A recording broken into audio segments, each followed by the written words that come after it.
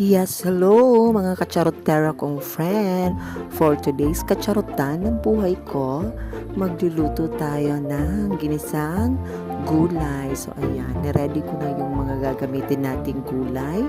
Nandyan yung kalabasa, yung sitaw, ampalaya, at saka yung nakalimutan ko yung isa talong. So, yun yung lulutuin natin ngayon for today's kacharutan. So, ayan, ready ko na rin.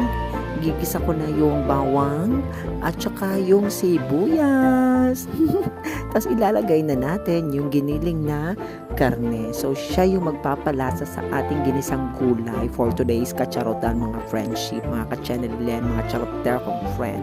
So, ayan, isa-isa na nating ilagay yung mga gulay. So, unang-una nilagay ko yung kalabasa. Kalabasa ba yung una ko nilagay? Nakalimutan ko na.